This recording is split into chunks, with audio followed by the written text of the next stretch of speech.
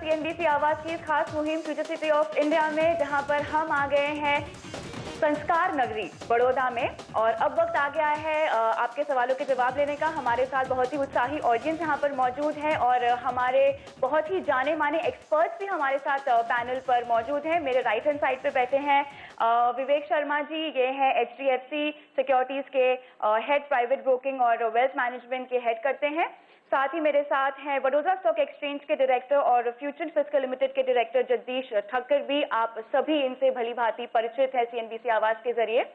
सबसे पहला सवाल शर्मा जी आपसे पूछना चाहूंगी, अर्निंग सीजन अभी बस खत्म ही हुआ है, आप किस तरह की बाजार की चाल अब देखते हैं? आने वाले अर्निंग सीजन पर आपको किस तरह का असर लगता है? जी, बाजार इस वक्त अर्निंग सीजन के ऊपर बिल्कुल ध्यान नहीं दे रहा है। बाजार का ध्यान इस तरफ है कि S&P 500 कब अपना पुराना इस साल का हाई क्रॉस करता है, और जो समाचार अभी बुरे हुए, जो रुके हुए हैं, जो नहीं आ रहे हैं, वो कितने दिन और टिके रहेंगे। तो अंतर्राष्ट्रीय समाचारों पे और डोमेस्टिकली कि ये जैसे ही सत्र समाप्त होगा पार्लियामेंट का, उसके बाद में कौन से कदम सरकार उठाएगी, तो उसकी तरफ ज्यादा ध्यान रहे इस वक्त। पर अर्निंग, जो आने वाले अर्निंग्स के अंदर फिर भी अगले साल के लिए मेरे ख्याल से 10% जैसे रिटर्न्स 10 से 12% के फिर भी एक्सपेक्टेड हैं ऑन ईपीएस के अंदर। तो इतनी बुरी हालत नहीं है जितना कि लोग कह रहे हैं कि बाजार तो बस अब गया और यहाँ से पैसा लगाना बहुत खतरनाक है।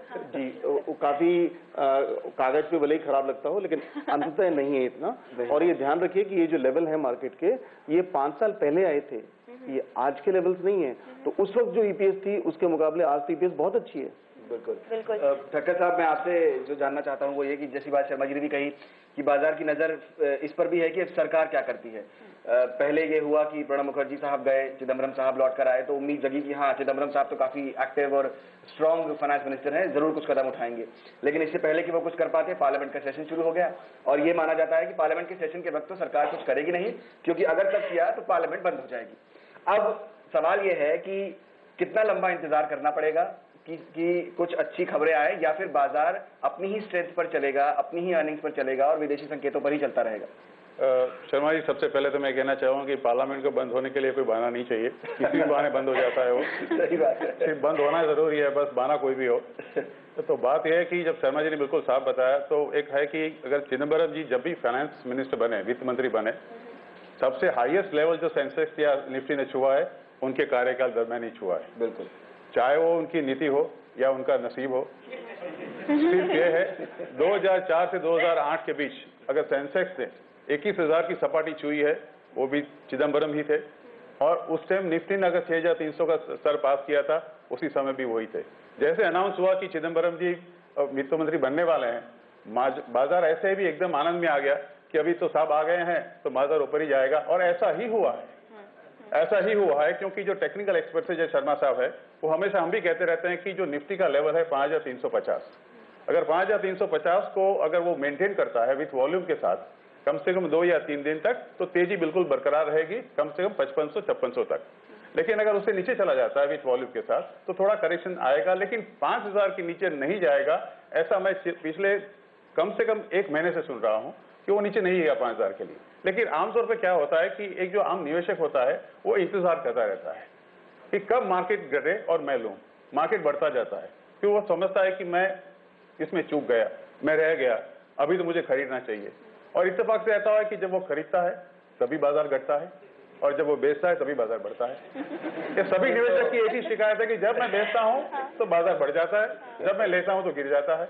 तो ऐसा नहीं होता है, लेकिन आप जो अपॉर्चुनिटी है उसको अगर, क्योंकि अगर लंबी अवधि के निवेशक है तभी तो आप उसमें सफल हो पाएंगे। बिल्कुल, आज कमाया, हमारे यहाँ तो सर ऐसा है कि long term short term capital gain के डेफिनेशन बदल गई है। सुबह 9 बजे लिया, 12 बजे बेचा, शॉर्ट टर्म कैपिटल गेन। सुबह 9 बजे लिया, 3:30 बजे बेचा, लॉन्ग टर्म कैपिटल गेन।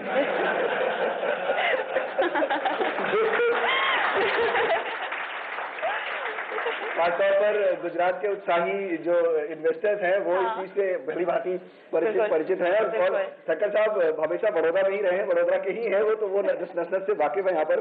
चलिए, लेकिन दर्शक हमारे साथ बहुत सारे हैं, बहुत सारे मेहमान आज हमारे साथ इस शो में जुड़े हैं। उन्हीं के सवालों के जवाब लेते हैं। अरुण शाह जी का सवाल लेते हैं। अरुण जी, कहाँ हैं आप?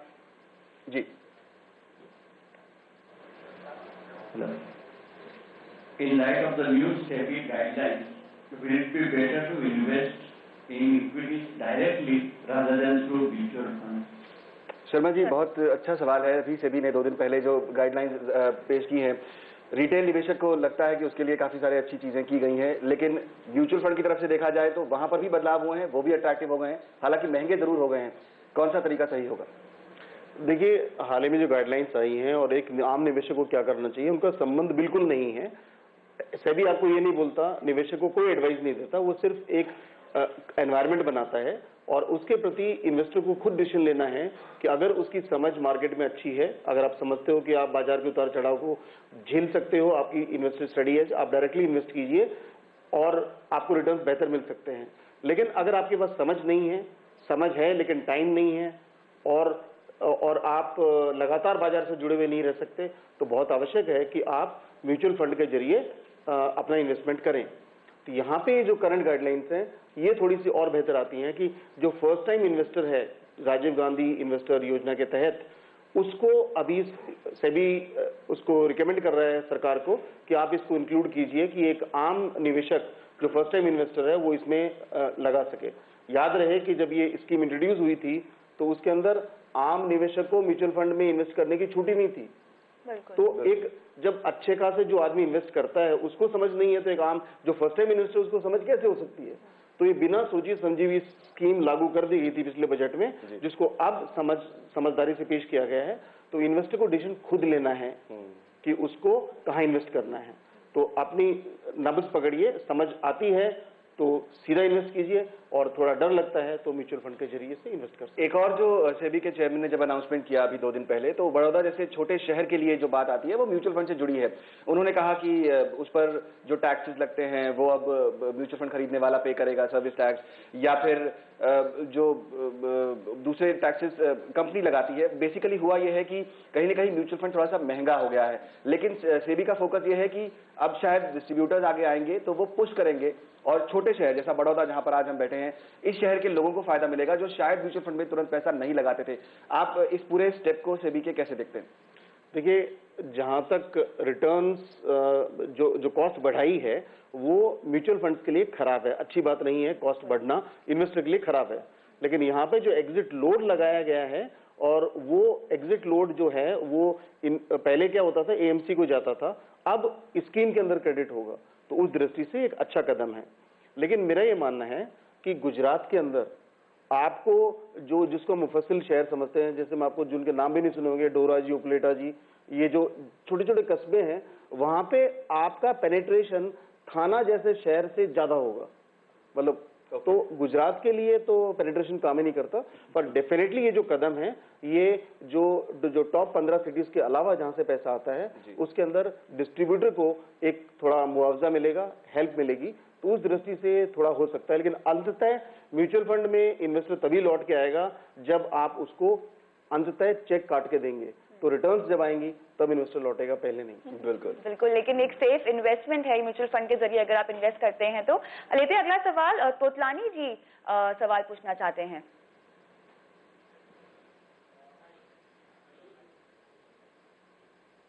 Yes, I have been dealing with these stocks since 1980. Well, I earned quite a handsome amount, and in present situation, I had stopped totally since 1.5 years. With the situation, the stocks are going up and down. अभी आप mutual fund का जरिया अपनाते हैं या आपने बाजार में निवेश करना बंद ही कर दिया है? I have got still sufficient with me. Okay. I mean amount. Well, I should say that I have not invested anything. I am much more in the profits. तो आप exactly क्या जानना चाहते हैं हमारे मेहमानों से? Yeah. So I should should say that the experience of Warren Buffett could be taken, but it was a long time before. In the present situation, it is very risky for the new persons to go around the stocks. It's better to one should go for the mutual funds, where the risk involved is less. Particularly for the senior citizen, I must say, they should not get involved बिल्कुल यही बात exactly अभी शर्मा जी ने भी कही कि जो नया व्यक्ति आ रहा है, अगर उसको समय नहीं है उसके पास या समझ की कमी है मार्केट समझने में, तो उसे म्यूचुअल फंड का जरिया अपनाना चाहिए। यही बात आगे भी बढ़ी है। ठक्कर साहब, मैं आपसे जानना चाहता हूं, क्योंकि कई लोग यहाँ पर, जैसा कि हमारे मेहमान तोतलानी साहब भी कह रहे हैं कि नए लोगों को म्यूचुअल फंड का तरीका अपना लेना चाहिए, ये डर मन में क्यों रहता है? हालांकि गुजरात जैसी जगह में हमें ये सवाल नहीं करना चाहिए, लेकिन क्योंकि यहाँ के लोग काफी नॉलेजेबल हैं इस मामले में, लेकिन चूंकि CNBC आवाज का ये खास कार्यक्रम जो है देश भर के ऑडियंस देख रहे हैं, तो मैं एक ब्रॉडर आपसे व्यू जानना चाहता हूं कि इस डर को निकालने का बेस्ट तरीका क्या है? शेयर बाजार में लोगों की भागीदारी बढ़ाने का तरीका क्या हो सकता है? सबसे बड़ी एक बात यह है कि सबसे ज्यादा रिटर्न देने वाला कोई है तो एक शेयर मार्केट है, स्टॉक मार्केट है। तो एक प्रिंसिपल है बेसिक कि नो रिस्क नो गेन। अगर आप जोखिम लेने के लिए तैयार हो तभी तो आपको बिल्कुल ये मिलेगा। कोई नसीब की बात करता है कि नसीब की वजह से भी आपको शायद मिल सकता है। हमारे गुजरात में एक अच्छी कहावत है, मैं आपको डेफिनेटली शेयर करना चाहता हूँ। लोग जो नसीब के बारे में मानते हैं वो कहते हैं कि ये तो भाई शेयर बाजार है, अगर उसमें अगर नसीब चला तो आप हर्षद मेहता, नहीं तो फिर नरसिंह मेहता। लेकिन ये जरिया जो निवेश करने का है, मैं सबसे चीज आपको एक शेयर करना चाहूँ, खास करके बड़ौदा के सब लोग यहाँ बैठे हुए हैं। तो नॉन मेट्रो टाउन्स अगर आप ले ले तो रिटेल इन्वेस्टर्स जब भी पार्टिसिपेट IPO में करते हैं, यहाँ करीब 20 लाख की बस्ती है और 25% लोग यहाँ से बड़ौदा से IPO में पार्टिसिपेट करते हैं। पूरे हिंदुस्तान के अंदर एक अकेला शहर है जो 25% की आबादी स्टॉक मार्केट की IPO के जरिए भी निवेश करती है। दूसरी आप ये कहेंगे कि IPO का जरिया एक बेटर जरिया है अगर कोई नया आदमी शेयर मार्केट में इक्विटीज में डायरेक्टली पे आना चाहता है? अभी तो बिल्कुल है, क्योंकि जिस तरह सेबी की नई फॉर्मूलाज आई, जो नई गाइडलाइंस कुछ दिन पहले आई हुई है कि छोटे से छोटे निवेशक को भी कुछ ना कुछ अलॉटमेंट जरूर मिलेगा, तो IPO एक अच्छा जरिया है, लेकिन उसको सबसे अच्छी तरह से पढ़ लेना जरूरी है। क्योंकि पहले जो इसका जो मेमोरेंडम ऑफ इन्फॉर्मेशन आता है जो सेबी वेबसाइट पर रखा जाता है, उसको पढ़ने में काफी दिक्कत होती है, क्योंकि इतना बड़ा वॉल्यूम होता है। आप पढ़ते पढ़ते, आधा पढ़ते नहीं, 2 पन्ने पढ़ते ही सो जाते हो, तो बाकी पन्ने पढ़ते तो IPO ही बंद हो जाता है। तो सबसे बड़ी चीज है कि म्यूचुअल फंड के अंदर आप चीज बताना चाहूंगे, 2008 में जब म्यूचुअल फंड एकदम टॉप पे था, कई लोगों ने उसमें निवेश किया और उसके बाद जो NAV थी, शायद उनको सपने भी वो NAV देखने को नहीं मिली। लोग इतने सहमे हुए हैं म्यूचुअल फंड से। और दूसरी जो सेबी की policy I about the commission वगैरह की, उसमें से और कम हो गए और अभी जितने भी निवेश होते हैं म्यूचुअल फंड के अंदर वो 70% to 75% डेट मार्केट में होते हैं और 25% और उससे भी कम वो चलते हैं इक्विटी मार्केट के। यानी कि दोस्त who are prepare to take risk, वही लोग उस म्यूचुअल फंड में जाते हैं। इसलिए सबसे यही तरीका वही हो मेरे हिसाब से कि आप मार्केट को थोड़ा समझे, चाहे वो ऊपर हो या नीचे हो। आपको स्टॉक स्पेसिफिक अप्रोच रखना बहुत जरूरी है। इसके अंदर कुछ ऐसे भी शेयर है जो ऑल टाइम हाई चल रहे हैं और लोग उसमें ही घुसते हैं। उनको ये चाहिए कि जो ऑल टाइम लो चल रहे हैं उसके अंदर आप जाए, ना कि ऑल टाइम हाई पे जाए, क्योंकि ऑल टाइम हाई पे जाने के बाद गिरना बहुत आसान है, लेकिन ऑल टाइम लो ने बाद ऊपर चढ़ने का आपका जरिया जो है समय आपके पास बहुत बेहतर दिखाई देता है। चलिए, इसी नोट पर वक्त है छोटे से ब्रेक का, लेकिन इन्वेस्टमेंट के टिप्स आपको आगे भी देते रहेंगे। आप बने रहिए CNBC आवाज के साथ।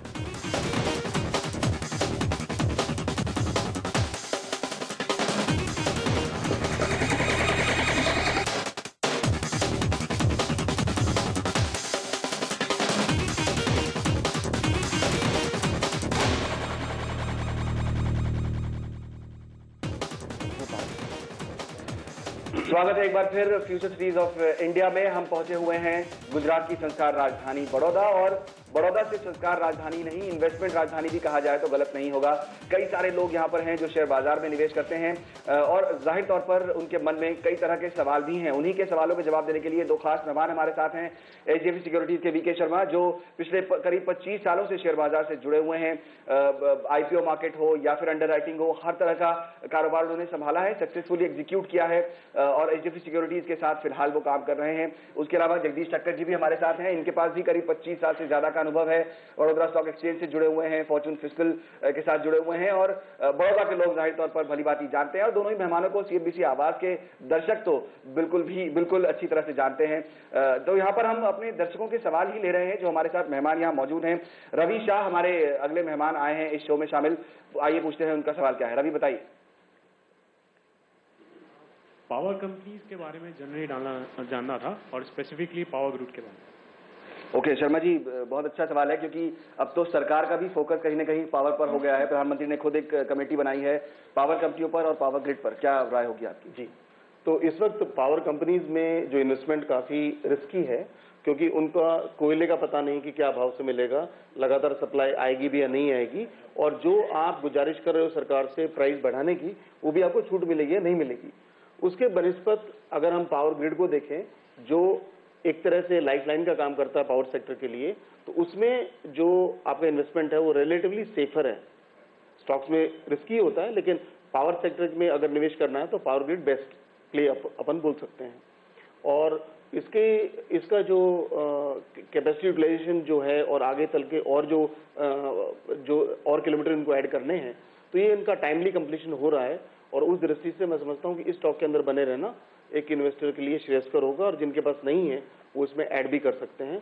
और फिलहाल इसकी तकनीकी स्थिति ऐसी है कि करीब ऑल्दो हम मार्केट से नीचे से ऊपर कर रहे हैं, लेकिन आज जो लेवल है पावर ग्रिड का कल की मार के बावजूद ये करीब आप समझिए कि 5 साल का हाई है।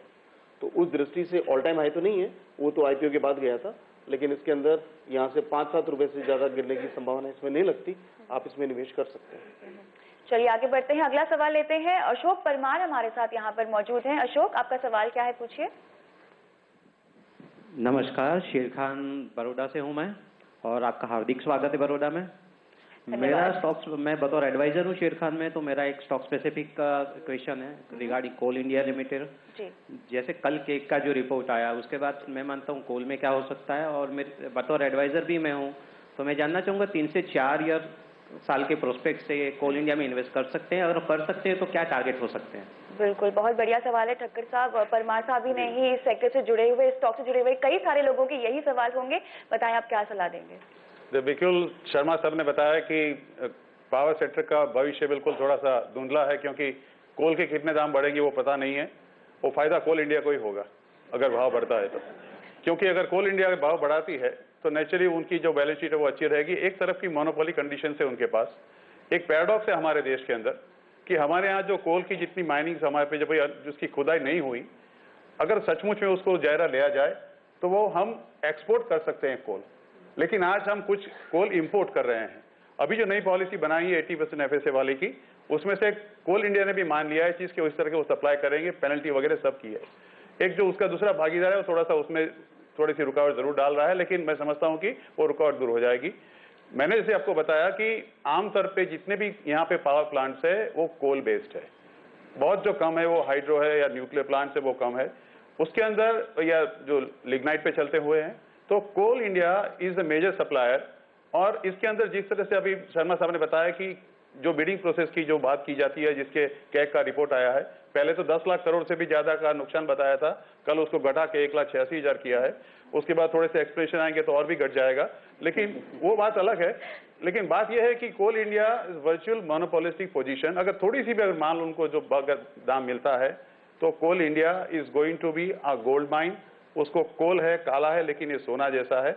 अगर आप रखना चाहते हो तो कोल इंडिया अपने पोर्टफोलियो में हर गिरावट पे खरीदारी करे। जैसे आपने 4-5 साल का नजरिया बताया, आप खुद एक एडवाइजर है, तो मेरी सलाह है कि आपको और आपके निवेशक को सलाह जरूर दीजिए कि हर गिरावट पे कोल इंडिया की आप खरीदारी करें और पोर्टफोलियो में कम से कम 3 से 5 साल बने रहे। 3 से 5 साल में अच्छा आपको मुनाफा कोल इंडिया देगा। अतुल शाह हमारे अगले दर्शक, उनसे जानते हैं उनका सवाल। अतुल, कहाँ हैं आप? जी अभय शाह, एक्चुअली मुझे मिड कैप फार्मा कंपनीज के बारे में जानना था, और स्पेसिफिकली शासून फार्मा के बारे में जानना था। मिड कैप फार्मा कंपनी, हम शर्मा जी ऐसी जगह पर बैठे हैं जो फार्मा का हब भी माना जाता है बड़ौदा।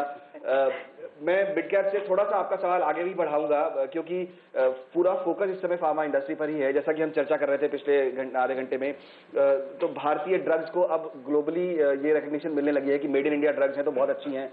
बड़ी फार्मा कंपनियां भी और खासतौर पर मिड कैप फार्मा कंपनियां, क्या आपका नजरिया रहेगा?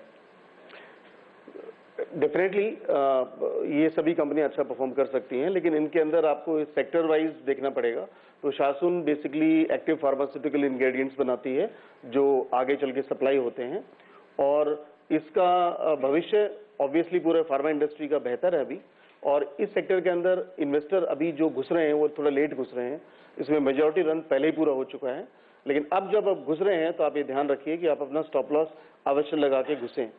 और फिर भी जो अन्य स्टॉक्स जो और गुजरात से ही हैं, तो उनके अंदर दो थोड़ा सा लार्जर है, कैडिला हेल्थ, उसके अंदर आप निवेश कर सकते हैं।